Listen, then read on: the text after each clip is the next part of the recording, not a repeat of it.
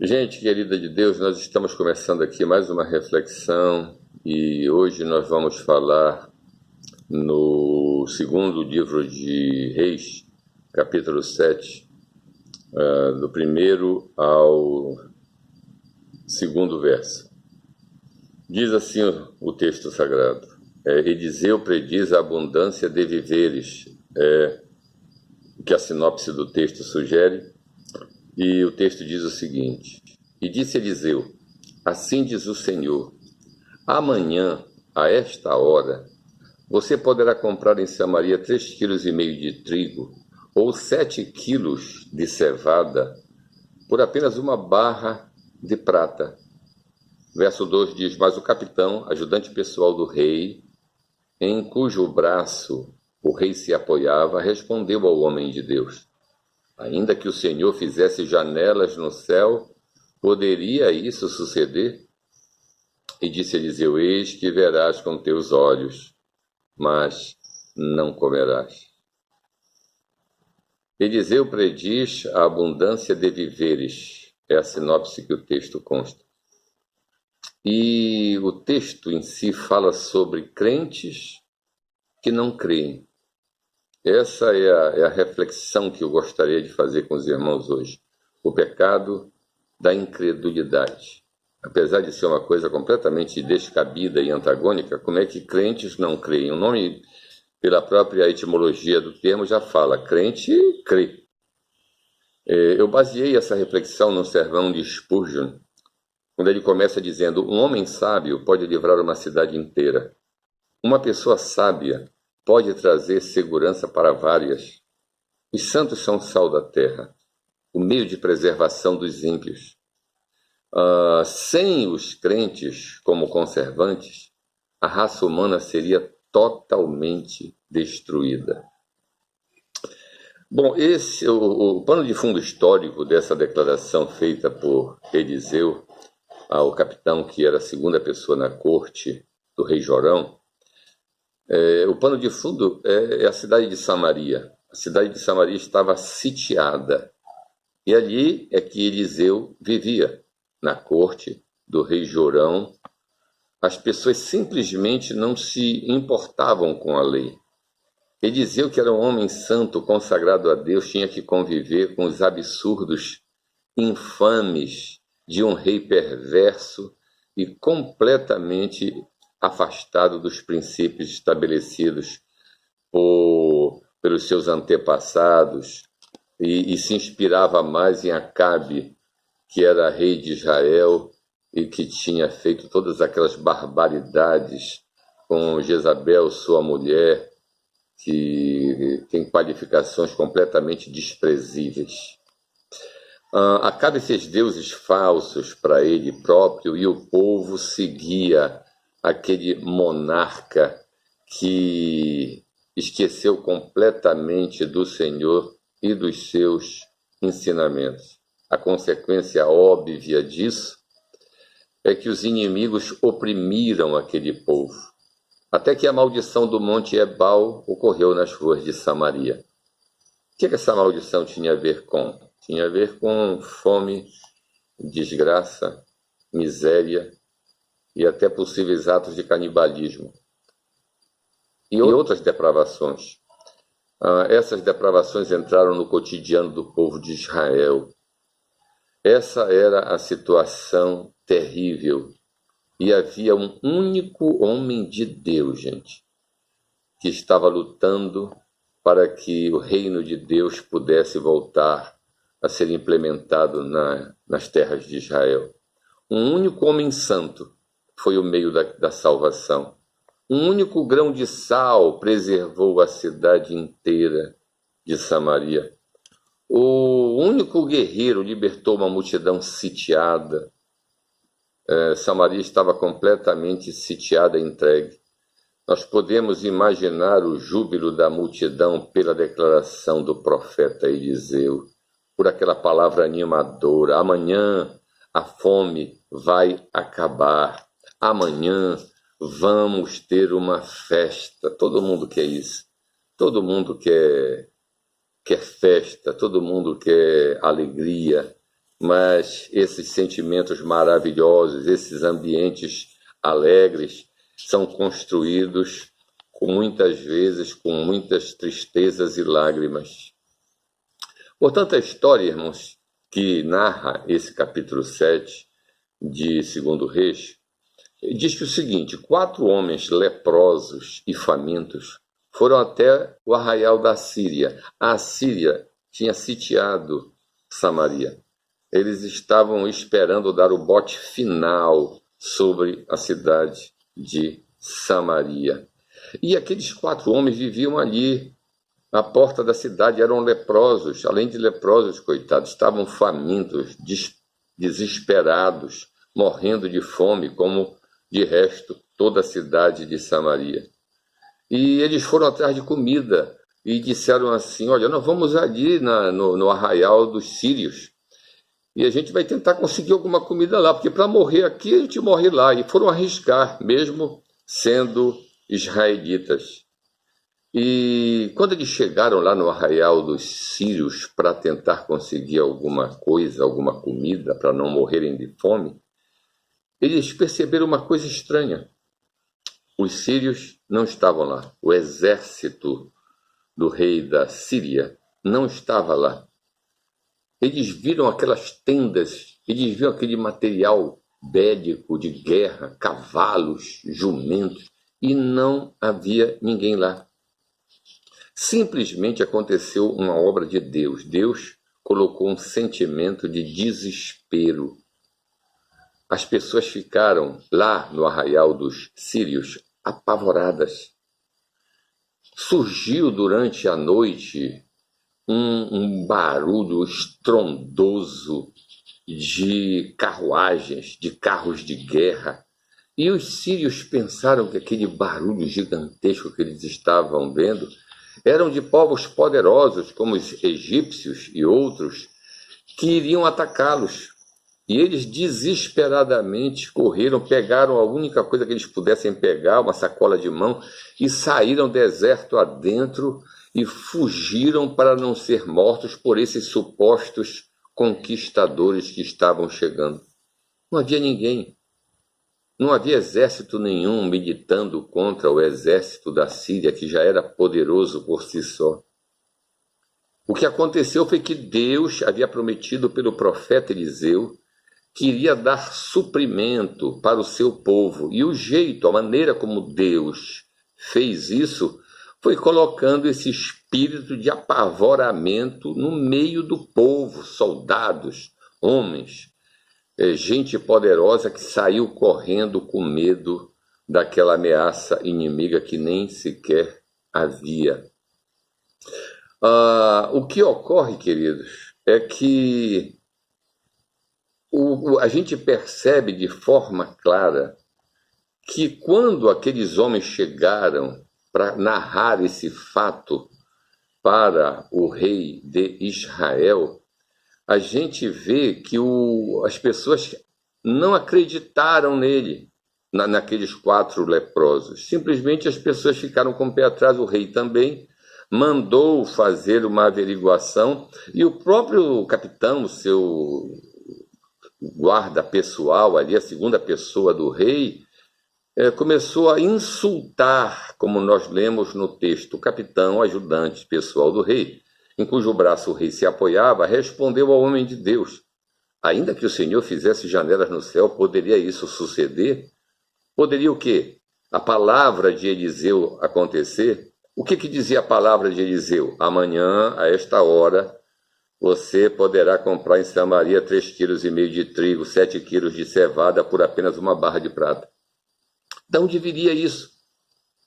Humanamente falando, era impossível. Mas para Deus não há impossíveis. E o que aconteceu?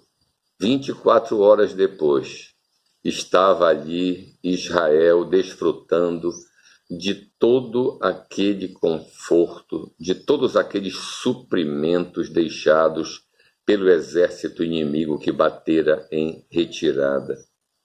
Mas houve um problema aí. Esse capitão não acreditou na história. O capitão não acreditou que Deus pudesse fazer o que o profeta disse que Deus faria. Mesmo pronunciado pelos lábios de Eliseu. É bom a gente ir aos fatos.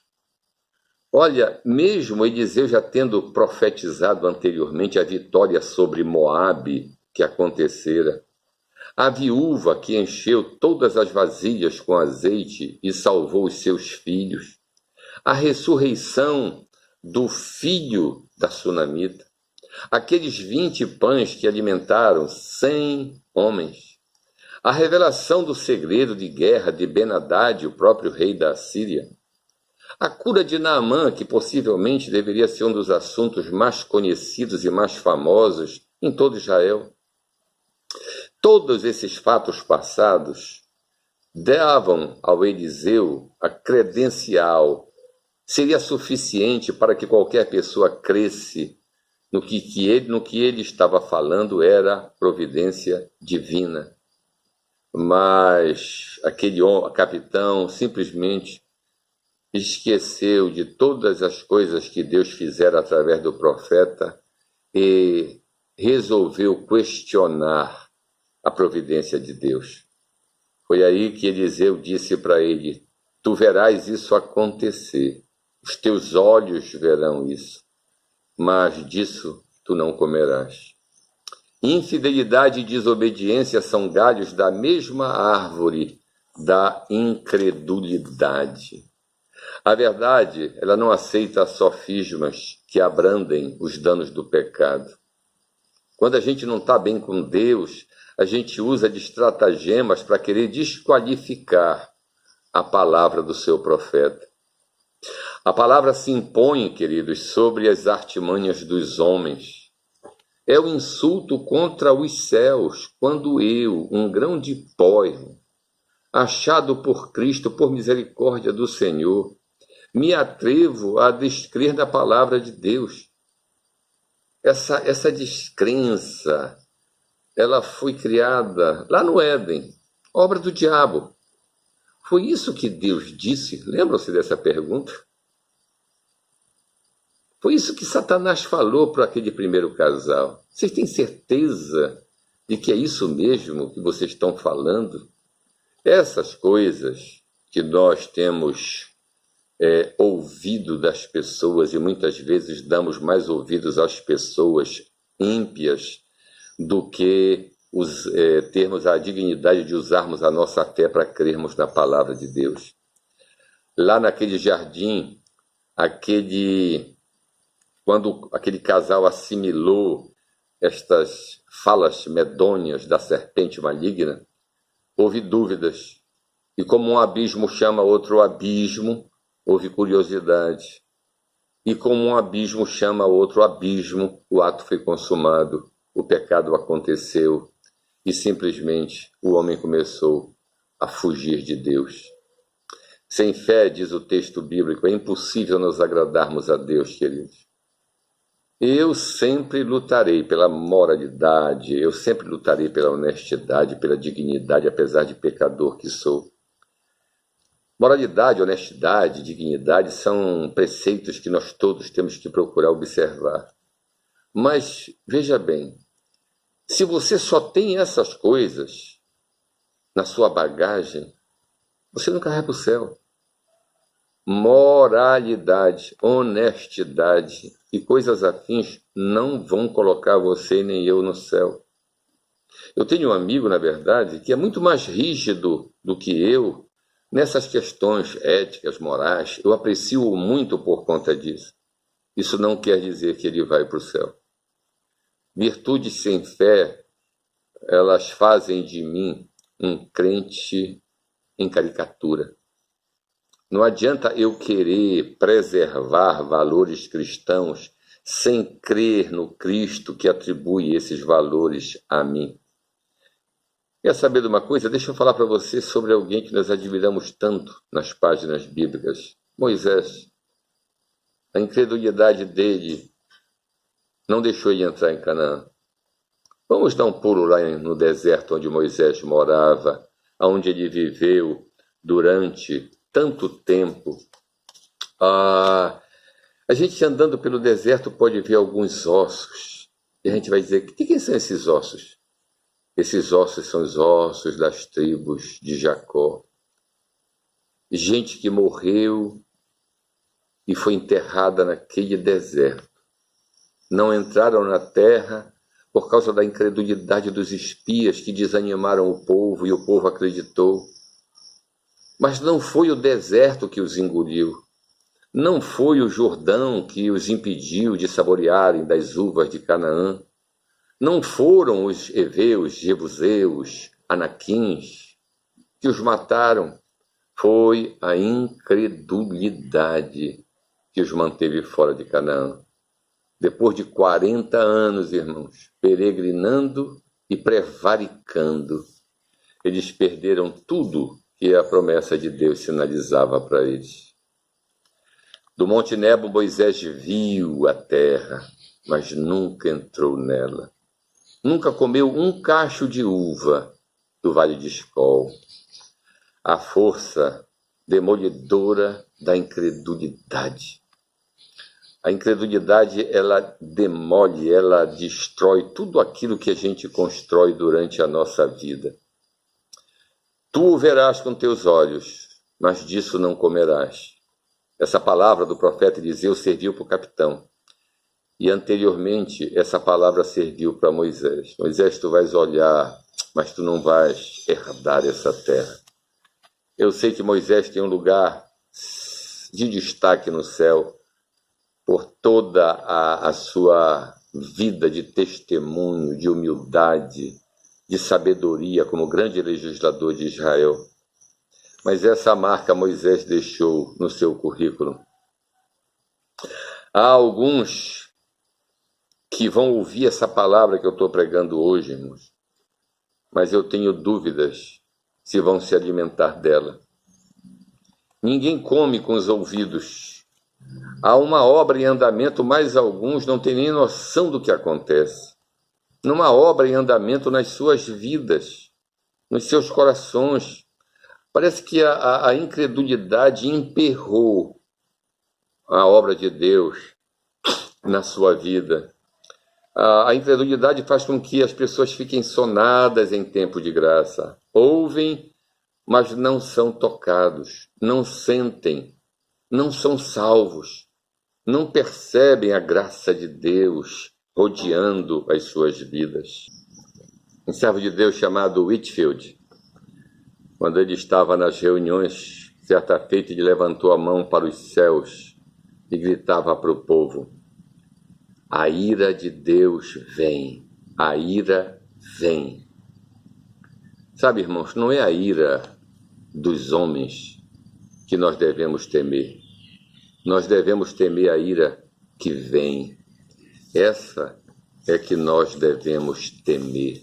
Nós precisamos entender que muitas e muitas pessoas vão ver Deus, mas disso não comerão.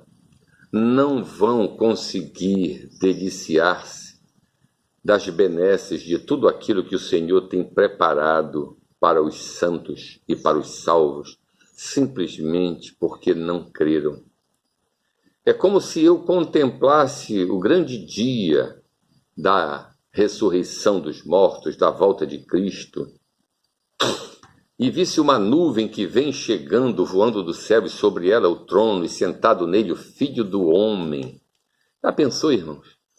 Diante dele estão os livros da vida, da morte, dos registros. Vejo o seu esplendor e me encho de júbilo, contemplo sua aparência pomposa. Esse dia glorioso vai chegar, e aí o Senhor virá para ser admirado por todos os seus santos. Mas em contrapartida eu também vejo miseráveis, rastejando, horrorizados, e tendo que ver aquele a quem descreram na glória, e eles, em vez de saudarem com o boas-vindas de ambos os lados, eles vão ter que dar adeus para nunca mais verem nem contemplarem a beleza da face do nosso Senhor, ao brilhantismo da grande estrela da manhã. É duro a gente ouvir essa frase: tu o verás com teus olhos, mas disso não comerás. O veterano pregador Spurgeon, ele disse uma coisa que eu quero ler para os irmãos. Vejo muitos no inferno, acorrentados, o abutre do remorso estraçalhando os seus corações. Se houver no inferno uma coisa pior que outra, será ver os santos no céu e você fora. Ó, pensar em ver a sua mãe no céu enquanto você expulso lá fora. Ver seu irmão no céu que foi mimado no mesmo berço e brincou na mesma árvore e você fora. O marido ver a sua esposa no céu e ele entre os condenados, amaldiçoado por Deus. Mas se eu sou crente, como eu posso não crer? Até o diabo crê, mas treme. Sim, o inferno dos infernos será ver nossos amigos da igreja no céu e nós perdidos. Eu vos imploro, pela agonia da cruz de Cristo, que levem essas coisas a sério e se lembrem que, se forem condenados, será por causa da incredulidade. Se perecerem, esta será a gota mais amarga do fel, a fiel decisão de não ter confiado de fato no Salvador. A fé morna e a fria dor da incredulidade.